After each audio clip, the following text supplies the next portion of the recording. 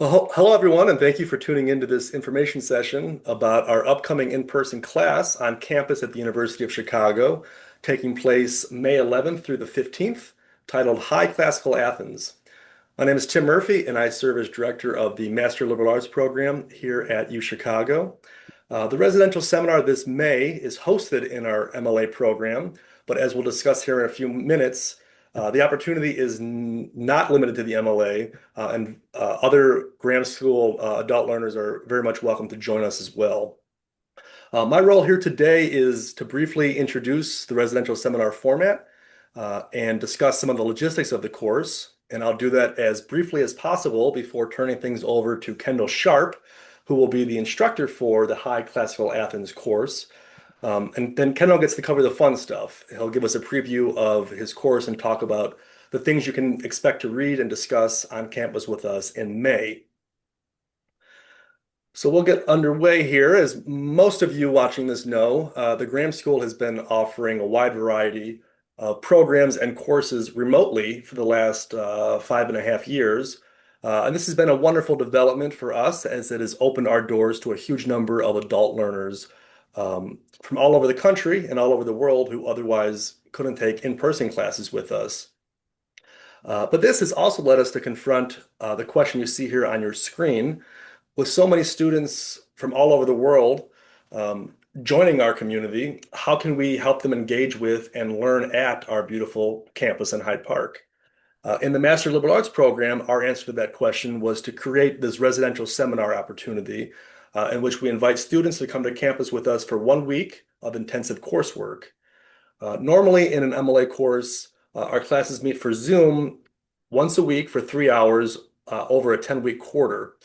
And in this residential seminar format, students will complete that 30 hours of coursework over 5 days with us. So classes will meet for 3 hours in the morning and 3 hours in the afternoon, Monday through Friday. And along the way, we'll organize some group activities, including a welcome campus tour and reception, group dinners and lunches, cultural outings, and a couple guest lectures. Kendall's class on High Classical Athens this May will be the 10th or 11th installment of our residential seminar format. Some prior topics you can see here on your screen. You'll see that we've covered history and philosophy, literature, and classics. And a few moments ago, I mentioned that students will complete 30 hours of course time within 5 days on campus with us. And that's a lot, but after all, this is the University of Chicago, and rigor is sort of what we do best. But as you can see from these quotes on the screen here, prior participants have confirmed that the intensive week pays off. I may as well read them because they're here. As an adult, I have attended some of our nation's finest universities, from Harvard to Case Western, to the Ohio State University and others. I don't recall feeling as stimulated to question, explore, and learn in many years. And another student in a past residential seminar has said, "This experience changed me. I am expanded. I am more knowledgeable. I am more open. I've been exposed to more possibilities, and I believe in more possibilities." So it's a demanding week, but certainly also a rewarding one. And also perhaps worth mentioning that the syllabus and the reading list, both for High Classical Athens and all of our residential seminars, will be available well in advance. So you're not in class for 30 hours and also doing a bunch of reading in the evening. You'll have something close to 2 months to prepare and get through all your readings before you come to class for discussions. Just a quick word on accommodations. We leave accommodations to students to arrange on their own. U Chicago does have a hotel located on campus just off the main quad. It's called The Study. That's our recommendation because it's conveniently located less than 2 blocks from the building where your classroom will be in. Alternatively, the Sophie Hotel is located a little bit deeper in Hyde Park on 53rd Street, which will be about a 15 or 20-minute walk to campus. In the past, some students have also chosen to stay at hotels in downtown Chicago and then commute to campus every day for class. And depending on if you're driving or taking the train or a bus, that'll be anywhere between a 15 and 30-minute commute. And then, of course, students who live in Chicago or the wider Chicagoland area are welcome to stay at home, obviously, and just commute daily to class. So my last slide pertains to registration and pricing. For current students in the MLA program, there's nothing special you need to do to register. High Classical Athens will count as a spring quarter class for you and will also count toward the degree. And tuition will be the same as any other MLA class. Spring registration will open the week of February 23rd. And when Callie or I reach out to discuss spring classes, all you have to do is just let us know that you want to join the residential seminar and we'll handle registration for you. For everyone else enrolling as a non-credit experience, course tuition is $24.95. We will require a $500 deposit at the time of registration to hold your spot, and the tuition balance will be due by May 1st. The registration deadline for High Classical Athens is April 17th, but we're going to cap enrollment at 20 students and we will do rolling admissions. So if you're interested, you are encouraged to register soon. And finally, just a note of, for clarity's sake, enrolling as a non-credit student means you'll get the full educational experience of the week, but you won't complete the final writing assignment that MLA students will do, and you won't receive graduate credit for the course. Okay, so it is now my pleasure to introduce Kendall Sharp, who probably doesn't need to be introduced to the Graham School community, but just to sort of cross my I's and dot my T's here, I'll say that Kendall is a much beloved instructor at the University of Chicago. He teaches in our Master of Liberal Arts program, in our Excellence in Civic Education teacher training program, and is perhaps best known for teaching in the basic program of liberal education. He received his PhD from the University of Chicago's Committee on Social Thought. And while he is capable of teaching almost anything, his recent teaching and research interests have included Greek and Latin languages, classical mythology, Plato, and the West's grappling with ancient Greek values of political freedom and equality. We're very fortunate to have him leading this residential seminar in May on High Classical Athens. So Kendall, I won't make you look at your picture anymore. The floor is yours. Thanks, Tim. I'd like to start with by talking about the title of the class, High Classical Athens. This is a term that's actually from art history, and I'm stretching it to cover other genres of achievement and expression. The scholar J.J. Pollitt, and we'll read one or two chapters from his book Art and Experience in ancient Greece. He calls the high classical moment for the 20-year period from 450 BC till 430 BC, and this is it applies to all of Greek achievement, but most particularly to that of Athens, because this was the moment, historically speaking, when Athens reached its crest, and it did not yet face the kinds of problems that it would face from 430 to 400 BC, and the cutoff of 430 is roughly within 6 to 18 months of the death of Pericles. So the political leader Pericles is really the figure around which I've organized the curriculum for the course, and then I take the title from art history, High Classical Athens, to show how we can take this 20-year period and examine the works that were produced during this period, and we'll have a really magnificent cross section of a little bit of everything that was going on at Athens from 450 to 430. And so let's see here. We're staring at the course description. Maybe now would be the time to advance to the syllabus. And this is a chart of what we'll be discussing in person in our week in person together. So before I talk about the content of the chart, notice in the left-hand column that each row is a morning or an afternoon. So we'll have more, like Monday morning, Monday afternoon, then Tuesday morning, and then Tuesday afternoon. And then the second column is the topic for the morning or the afternoon, and I pair that with a reading on the right. We'll get started by talking on Monday morning about the high classical moment.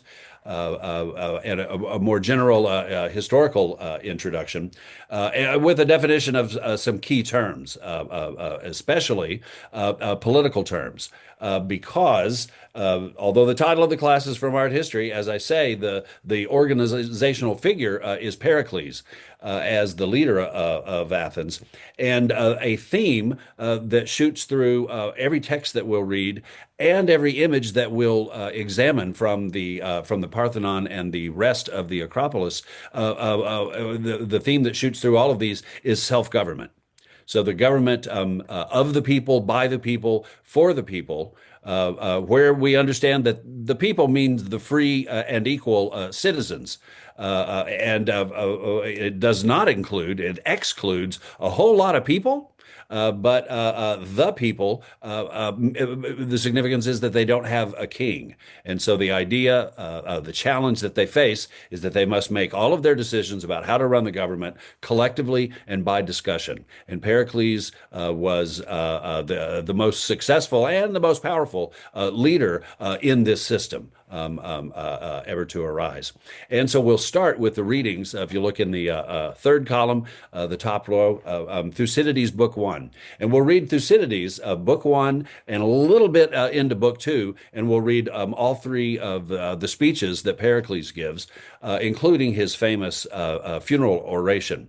I'm pretty excited about sharing that one with you because it's an old it's hackneyed in other classrooms, but we're going to explore it as a vital text that says some things that contemporary readers miss about self-government in Pericles' funeral oration.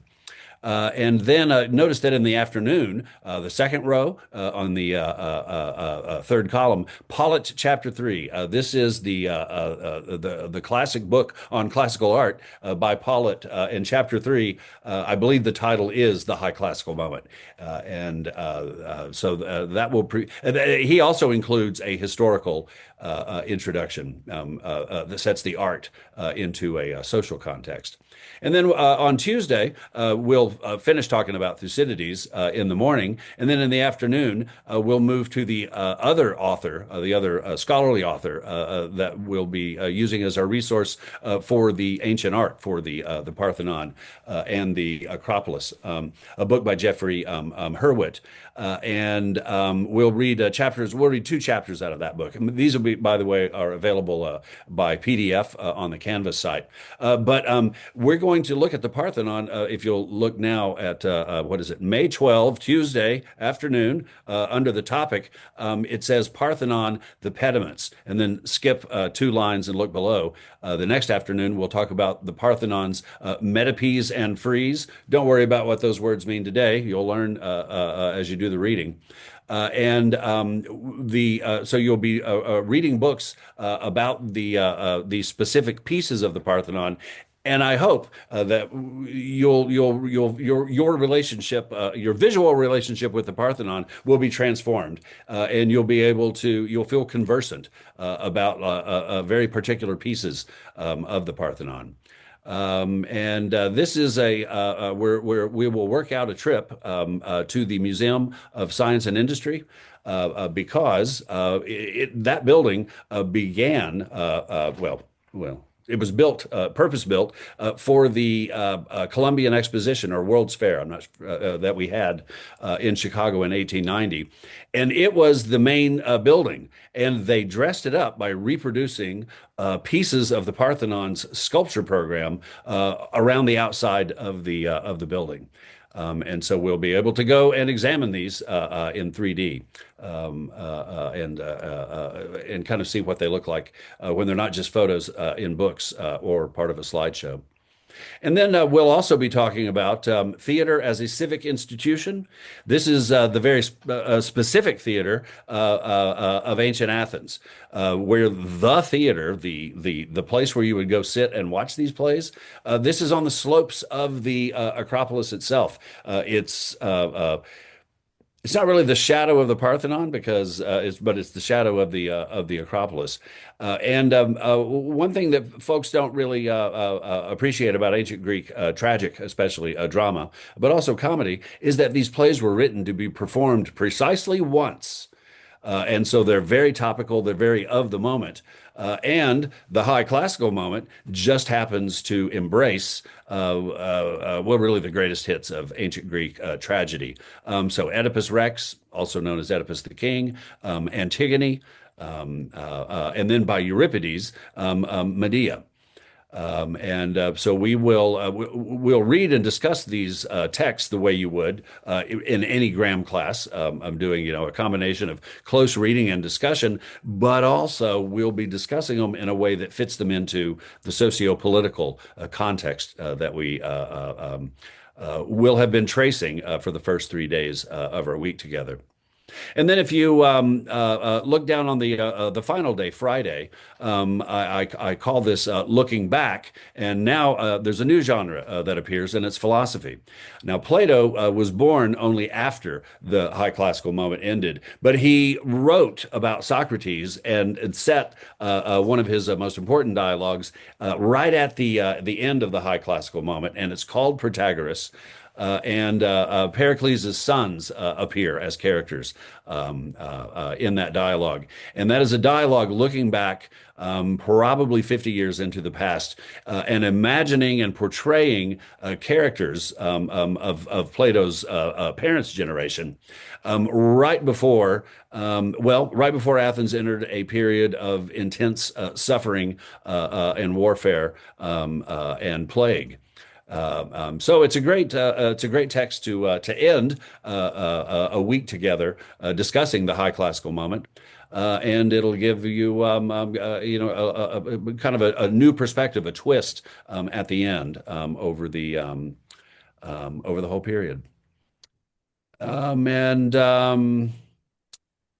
Yeah, I feel like asking if there are any questions, but I know that we're not engaged with each other synchronously here. Tim, do you have any questions? I don't have any questions, but I've had the benefit of hearing you prepare for this class for a while now. But if anyone does have any questions, please don't hesitate to reach out.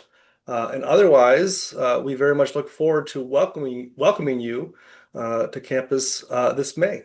So thanks again for tuning in, and have a great rest of your day. Thanks, everybody. Thanks, Tim.